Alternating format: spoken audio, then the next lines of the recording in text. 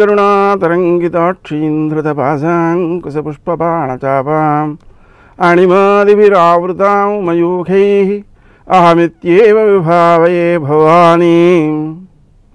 దోషం లేనివారు ఉండరు, కానీ పరిహార క్రియలనేవే భారతీయ జ్యోతిషం యొక్క వైశిష్ట్యం.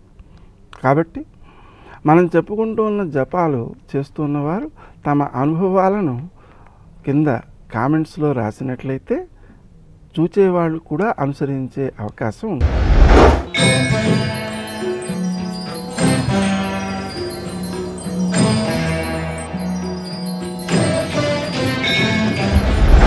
మేషరాశి.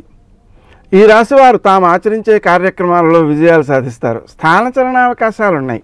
ఉద్యోగంలో స్థానచలనం కోరుకునేటువంటి వారు తమకు అనుకూలమైన స్థానచలనం కలగడం కోసం శ్రీ రాజమాతంగే నమః అనే మంత్రాన్ని జపించడం వలన ఎక్కువ సత్ఫలితాలు పొందుతారు.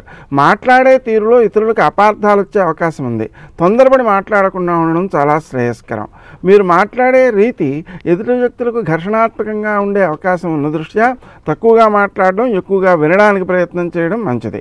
ఆలోచన స్థానంలో ఉండేటువంటి కొన్ని ఇబ్బందుల వలన చికాకులు కొన్ని ఉంటూ ఉంటాయి. అయినప్పటికీ కూడా సరియైన నిర్ణయాలు సరియైన సమయానికి తీసుకోవడం విషయంలో ఆత్మీయుల యొక్క నిపుణుల యొక్క సలహాలను తీసుకుని ఆచరించడం వలన ప్రయోజనం ఎక్కువగా ఉంటుంది.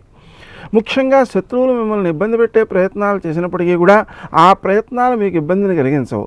మీలో కృషిశీలత పెరగడం ద్వారా విజయాలు ఎక్కువగా సాధిస్తారు. తద్వారా మీ యొక్క నైపుణ్యాలు పెరుగుతాయి, గౌరవం పెరుగుతుంది. ఆరోగ్య విషయంలో కొంత శ్రద్ధ చూపించాలి. వారం ప్రారంభంలో ఎక్కువ శ్రద్ధ చూపించాలి.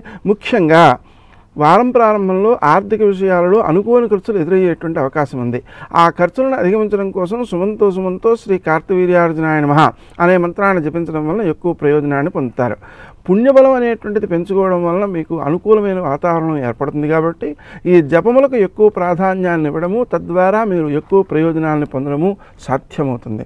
మీరు చేసేటువంటి ఖర్చులు కొంచెం సుందరమైన వస్తువుల కోసం, ఆకర్షణీయమైన వస్తువుల కోసం అనుకున్న దానికంటే ఎక్కువగా, అవసరమైన దానికంటే ఎక్కువగా ఖర్చు చేసే అవకాశాలు ఉన్నాయి.